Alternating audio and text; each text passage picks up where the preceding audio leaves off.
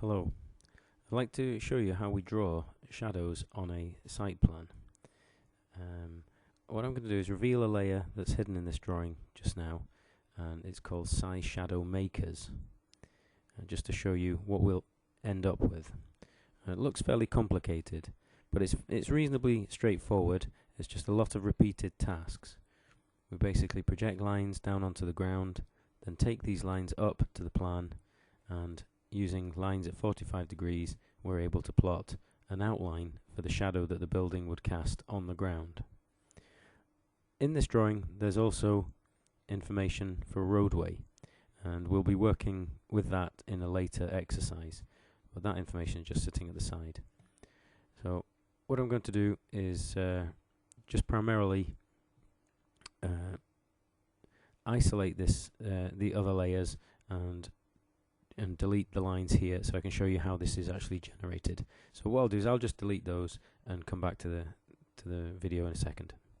Okay, the example has been deleted. Now ready to try and start putting our own lines onto this drawing.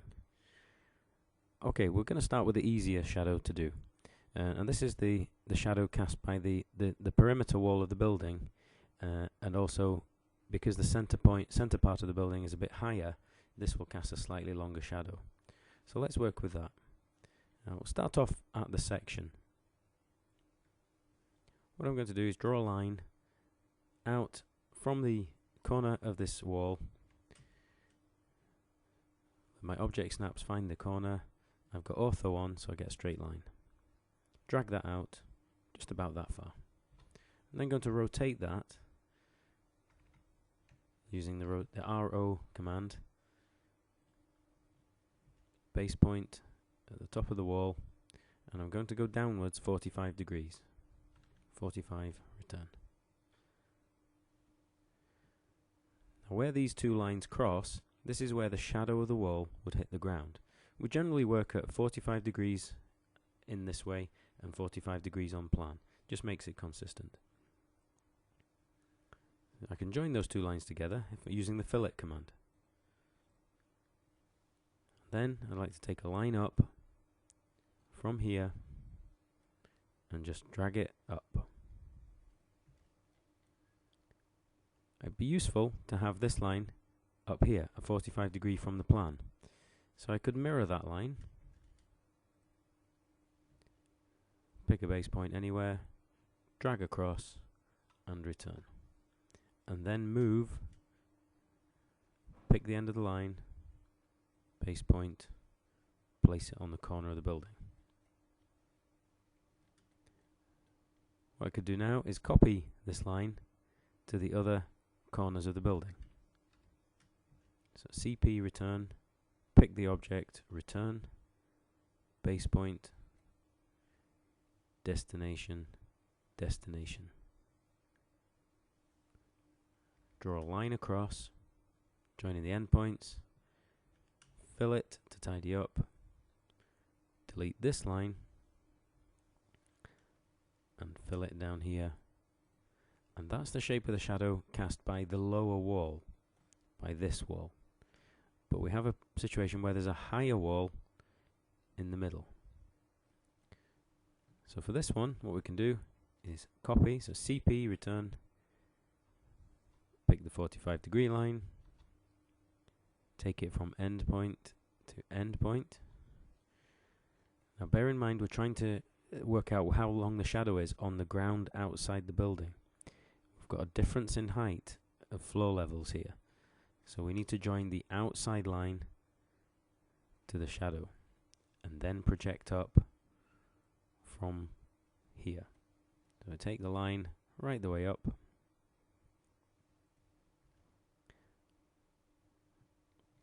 okay. To establish where the shadow changes direction, what we can do is draw in a couple of small lines, and then we can copy the 45 degree line onto those ends.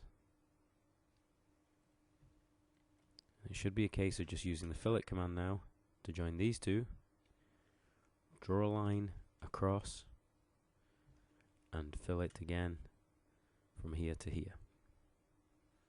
this line's done its job, it can be deleted, but we need to trim away here to leave the shape flowing in that kind of shape. So TR, return, grab everything, return, and then pick away those three objects. And that then is the shape of the shadow. So the higher part of the building is casting a slightly longer shadow, and that obviously comes back down and joins up here. But that would all be hidden. Okay, so that's the main shadow there. What I think we'll do now is actually just trace over the top of the building to make things a bit simpler. We've got a bit too much detail here. It's a wee bit distracting for the drawing. So I have some layers here ready for you to use for this. I've got Sci Roof Heavy and Sci Roof Light. So I'll go with the heavy one first. And I'm going to draw just a rectangle. I actually need to mark this first. So let's put in a couple more markers here. And then use rectangle. I can delete the small lines that were helping me draw those before I forget they were there. And then a similar rectangle, and this would be the parapet of the roof. So we've got a wall, a small wall here, just enough to catch rainwater really. And then we'll trace around the garden wall using the Polyline command. Do the same on the inside.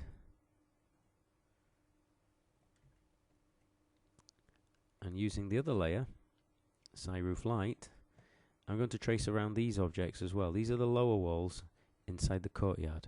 That's this wall here.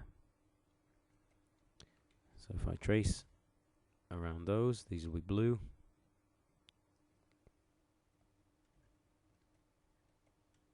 Do the same at this side.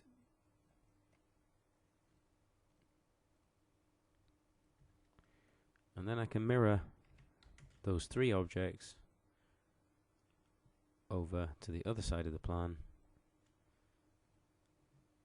and return. Now I can turn off some of the layers inside the drawing.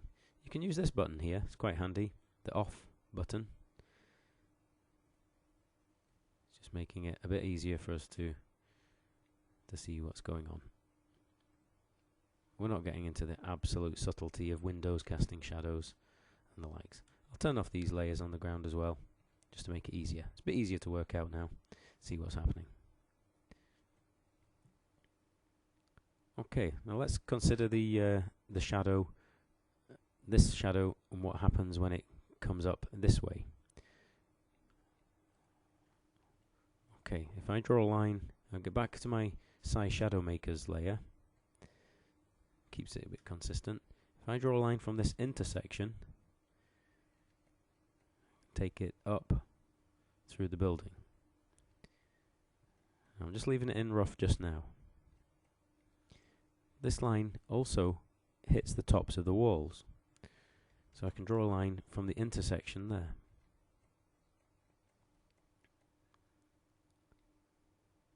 I take that up as far as this one. So there's a shadow getting cast on that bit of wall, but this bit's in the sunlight. So use trim to leave. That didn't work quite right. Try that again. Trim. Forgot to pick this one. Pick both of these and return. And take away those bits. So dark there, light here. Put dark on the floor, light just here. Okay, as this casts a shadow, there would actually be a tiny bit of shadow here. So let's try that. Take a 45-degree line, put it in there. Then trim that off. We can trim away the bottom of that line. Well, bear in mind, this is casting a shadow as well. This is casting a shadow over here. So we need to find out how long that shadow would be on the ground. So it may be best to do this over at this side. If we copy and place it here, draw a line from the intersection up to there. Now the distance, the shadow there will be the same as the shadow here. So I could mirror like that. Join those two together. So there's shadow, shadow, all shadow. There's only actually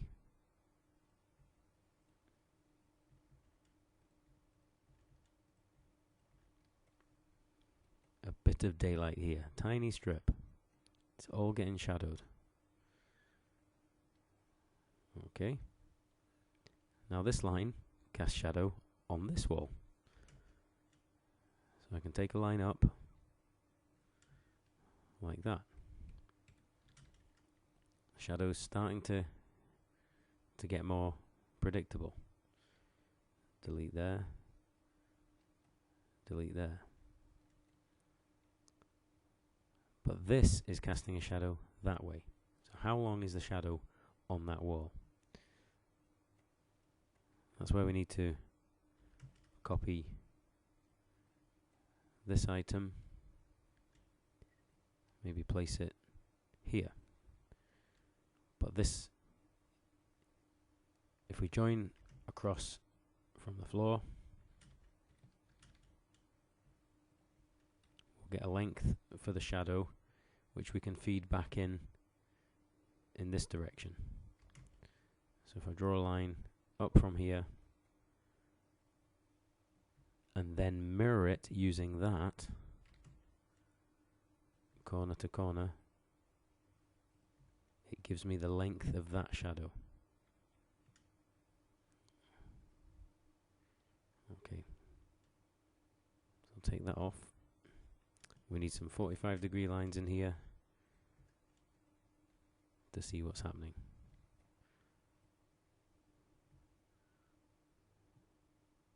Okay, so it's got a tiny bit of daylight here. That's really what that's saying.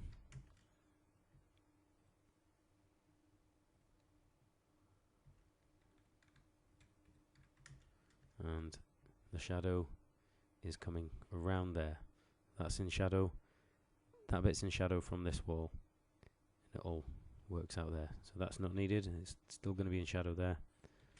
And trim off.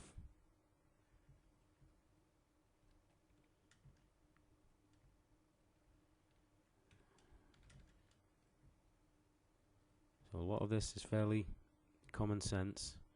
Just assessing the shape.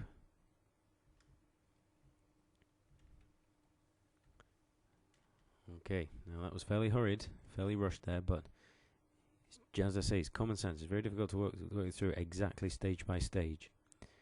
Big shadow here from this wall, shadow here from there, that shadow is from this wall. Got quite a complicated shadow shape here. Okay, we can copy now. We can copy some of these lines because it's the same situation further up. Okay, take it from endpoint to endpoint. So we have shadow in that area, light on the top of that wall.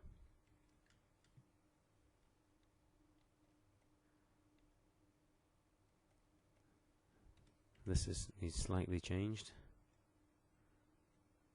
because this wall actually reverses the other way. So I'll extend that over and then do the trim.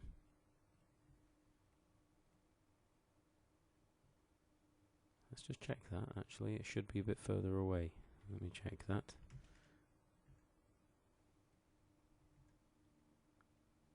Yeah, it should be a bit further away. So let's do a quick check on that. Just drawing over the shape. And the diagonal distance.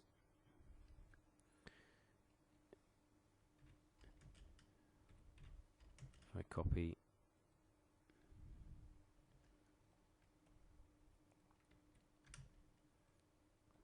just want to copy that length up to here, here, here. Okay. Right. That we were okay. This is meeting here, but it's outside the wall in another shadow zone. I thought it was, but just needed to check that. They cannot be deleted. All tidy up there. Okay, that's the general shape of the way the shadows would work. Just chop off there. Right, what you would do next is create a polyline to actually hold the shadow. So that's what we'll do next. We haven't got a layer for that at the moment, so we'll call it Size Shadow Poly. So I'll create a new layer. Just give the dialog box a second to appear. Maybe it didn't because I didn't click it. There we go. Just move it across. Need a new layer. Size Shadow Poly. Let's make this bright green so I can see it. And OK. And make it current. Now I've forgotten one of the polylines actually. I've forgotten one of our shadows. It would be from the parapet here. So just need to find out how far away it is. Draw a line up. Okay, mirror that. Then I can copy this out to here.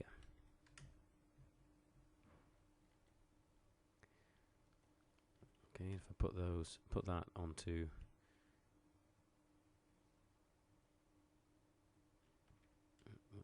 Size Shadow Makers and trim it off.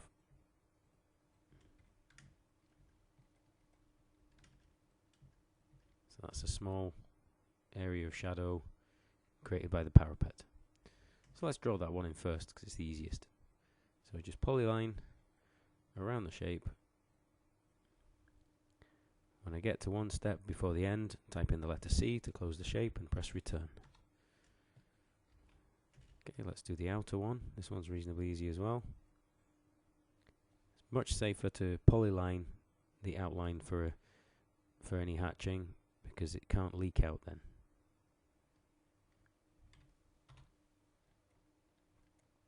Next shadow is a bit trickier. Let's start here.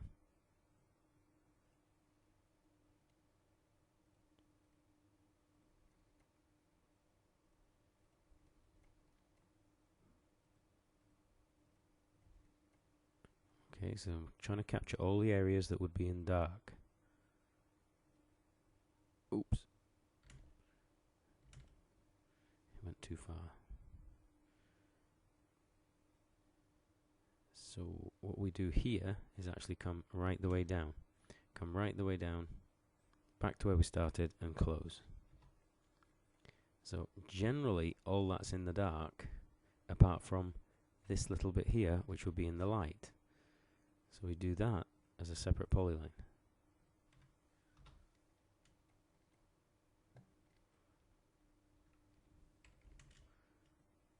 Same again here.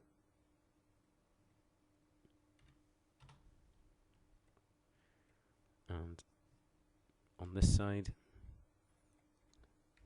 slightly trickier polyline again. All the area that's in the dark.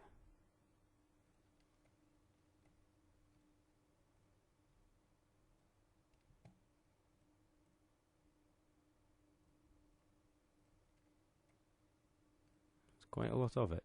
Fairly high walls, and this is why this kind of building stays cool, because they are trying to keep as much area in shadow as possible.